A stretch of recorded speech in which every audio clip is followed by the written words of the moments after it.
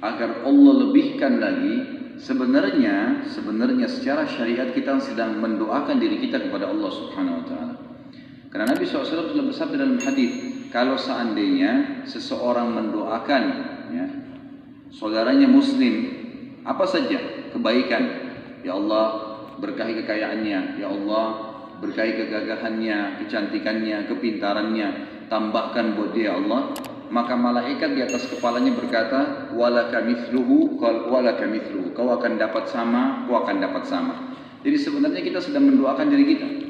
Karunia dari Allah Subhanahu wa taala. Allah meminta kita agar tidak cemburu dengan orang, tapi kita malah mendoakan kebaikan. Ternyata itu kata kuncinya agar kita mendapatkan apa yang dimiliki oleh orang itu. Seperti itu kurang lebih. Jadi jangan dibalik, jangan malah hasud, jangan malah jengkel, iri, dengki dengan orang yang punya kelebihan, tidak. Doain dia, gitu kan? Doain dia. Begitu pula sebaliknya. Jangan doain orang keburukan. Benci dengan tetangga, ya Allah matikan. Malaikat bilang apa di atas kepalanya? Walaka mithluhu, kau dapat sama, kau dapat sama. Gitu kan? Lah iya, bisa dia mati duluan sebelum tetangganya. Kan gitu. Jangan doain keburukan orang lain. Dan dalam Islam selalu disuruh hati kita bersih, selalu niat yang baik lah ya, enak saja hidupnya. Kalau ada orang berbuat jahat dengan kita, lalu kita doakan untuk dia kehancuran, ghibah, fitnah, ngambil hak kita, ya Allah matikan dia, putuskan urat sarafnya. Apalah kalau orang misalnya dendam karena haknya diambil, boleh kan? Dia terzalimi, boleh. Tapi pada saat orang itu Allah berikan betul diputus urat sarafnya, Allah matikan, udah selesai, terbalaskan jengkelnya dia. Baik, setelah itu kita dapat apa? Enggak ada. Belum tentu bahkan hak kita kembali dari dia. Tapi kalau orang berbuat jahat kita katakan, ya Allah berikan dia hidayah, buka hatinya supaya dia merasakan iman, berikan dia ilmu-ilmu syar'i kepadanya. Mudah-mudahan dengan begitu ya Allah dia bisa mengembalikan hak-hak saya. Lalu Allah berikan dia hidayah, dia kembalikan hak kita, dan selama dia jadi baik sampai dia meninggal kita panen pahalanya. Mana yang lebih baik? Gitu kan? Jadi selalu pintunya kebaikan. Bahkan sampai orang punya kelebihan pun depan mata kita doain. Subhanallah, saya lihat ini di teman-teman saya di Saudi sudah satu hal yang seperti ya kebiasaan. Jadi kalau saya lagi telepon teman saya di Saudi ini, alhamdulillah saya lagi buka begini, saya lagi begini. Yang paling pertama itu, semoga Allah berkahi ya akhi, insya Allah Allah pertambah lagi, insya Allah Allah ya lipat gandakan, insya Allah begini, didoain sama dia banyak. Karena mereka faham, oh dengan mendoain itu sebenarnya dia sedang doain dirinya. Ya. Hampir semua subhanallah kalau saya temuin, bahkan sudah menjadi kebiasaan dulu di kampus, teman-teman saya di luar kampus kalau ketemu salaman, bagaimana keluarga inti? Oh baik semua alhamdulillah, insya Allah Allah berkahi keturunan itu jadi orang soleh, didoain temannya sebelum pisah, awal ketemu.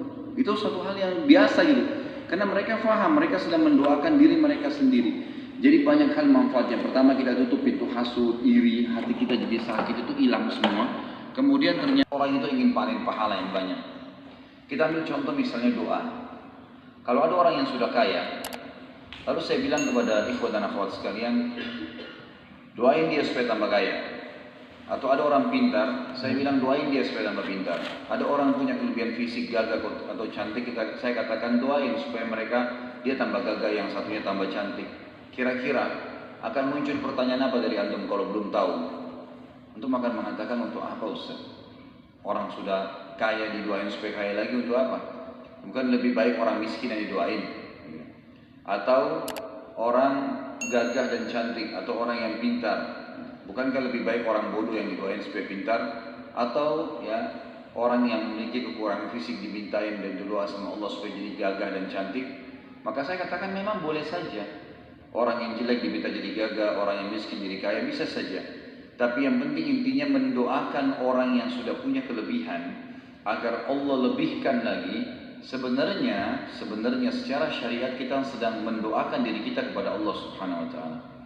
Karena Nabi SAW telah bersabda dalam hadis, kalau seandainya seseorang mendoakan ya, saudaranya muslim apa saja kebaikan, ya Allah berkahi kekayaannya, ya Allah berkahi kegagahannya, kecantikannya, kepintarannya, tambahkan buat dia Allah, maka malaikat di atas kepalanya berkata, walaka mithluhu, kau akan dapat sama, kau akan dapat sama. Jadi sebenarnya kita sedang mendoakan diri kita. Karunia dari Allah Subhanahu wa taala, Allah meminta kita agar tidak cemburu dengan orang, tapi kita malah mendoakan kebaikan. Ternyata itu kata kuncinya agar kita mendapatkan apa yang dimiliki oleh orang itu. Seperti itu kurang lebih.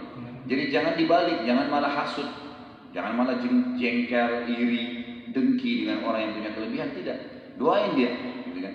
Doain dia. Begitu pula sebaliknya, jangan doain orang keburukan. Benci dengan tetangga, ya Allah matikan. Malaikat bilang apa di atas kepalanya? Wala kamithluhu wala kamithluhu, kau dapat sama, kau dapat sama. Loh iya, bisa dia mati duluan sebelum tetangganya. Kan gitu. Jangan doain keburukan orang lain. Dan dalam Islam selalu disuruh hati kita bersih, selalu niat yang baik lah ya, enak saja hidupnya. Kalau ada orang berbuat jahat dengan kita, lalu kita doakan untuk dia kehancuran, ghibah, fitnah, ngambil hak kita, ya Allah matikan dia, putuskan urat sarafnya. Apalah kalau orang misalnya dendam karena haknya diambil, boleh kan? Dia terzalimi, boleh. Tapi pada saat orang itu Allah berikan betul, diputus urat sarafnya, Allah matikan, udah selesai, terbalaskan jengkelnya dia. Baik, setelah itu kita dapat apa? Enggak ada. Belum tentu bahkan hak kita kembali dari dia.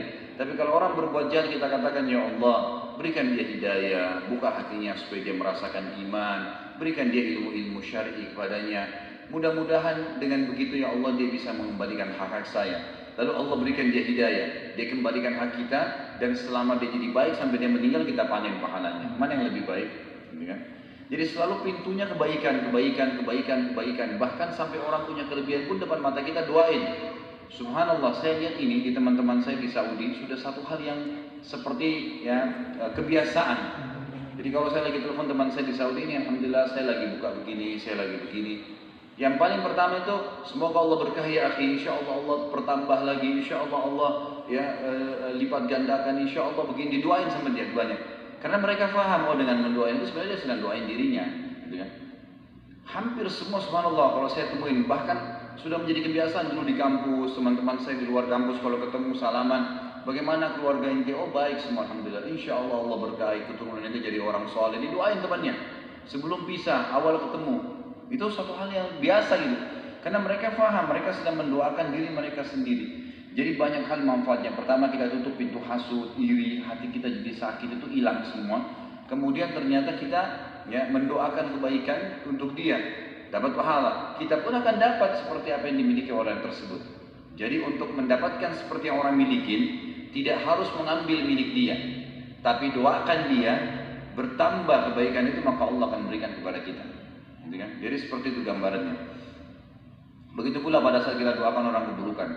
Begitu pula pada saat kita melakukan satu kebaikan, kita menjadi penyebab orang lain jadi baik. Man dalla ala khairin, kata Nabi SAW, kana lahu mithal ajri fa'ilihi mengghayri yanqus min ajri fa'ilihi syai'a. Siapa yang tunjukkan orang menjadi penyebab orang lain melakukan kebaikan, antum tunjukkan teman-teman antum, oh ini ada pengajian di sini, mereka datang misalnya. Maka kita jadi penyebabnya, ya ada masjid di sana kita sholat yuk, atau lagi jalan menuju masjid kita panggil tetangga, ayo sholat pak, ayo sholat bu, kita sholat. Orang ikut sholat, kita dapat pahala, juga dapat pahala. Tapi Allah berikan kepada kita pahala seperti dia tanpa dikurangin pahalanya. Siapa yang menjadi petunjuk saja orang berbuat kebaikan, maka dia akan dapat pahala pelakunya tanpa dikurangi sedikit pun dari pahala pelakunya. Jadi kalau ada orang nanya di mana alamat ini, di mana alamat itu, semuanya baik, masjid, majelis taklim, dia mau silaturahim keluarganya, tunjukin. Sebaliknya, man dalla ala syarrin, siapa yang menunjukkan kepada keburukan, kana lahu mithal ya wazri fa'ilihi mengghayri yanqus min wazri fa'ilihi syai'a.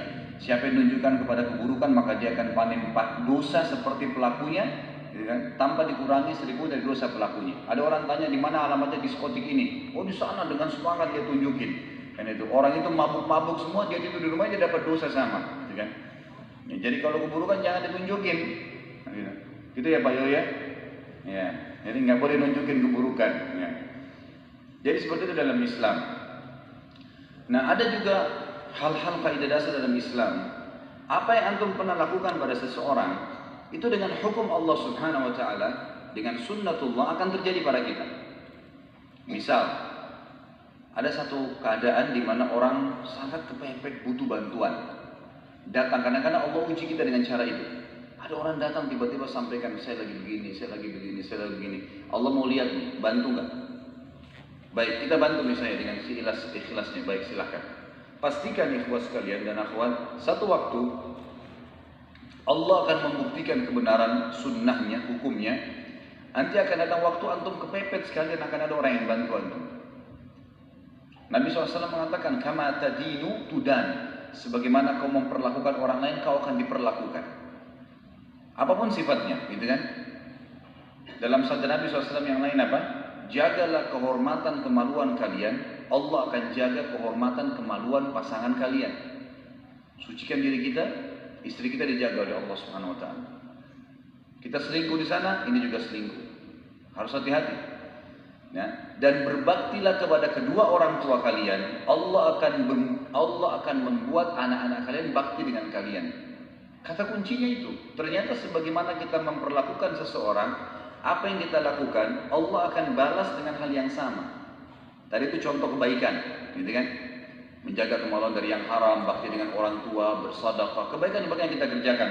Nanti akan datang waktu Allah buktikan tuh, kita butuh dan Allah bantu. Ada orang pernah utang, dia bilang saya nggak mampu bayar, ya sudahlah saya maafin. Pastikan satu waktu antum akan punya keadaan nanti di mana mungkin lagi belanja di toko orang, kalau antum nggak punya utang, udah nggak usah bayar, nggak apa-apa, digratisin. Itu akan datang. Ya, bagaimana Allah membuktikan bahwasanya kamu pernah berbuat baik ini, Allah akan balas. Ya, kalau ada orang sebaliknya, kita berbuat keburukan, kita pernah mencemar namanya orang lain, kita pernah mengambil haknya orang lain, pernah iri dengan orang lain, maka pasti akan terjadi hal yang sama. Akan datang orang lain iri juga dengan dia. Akan datang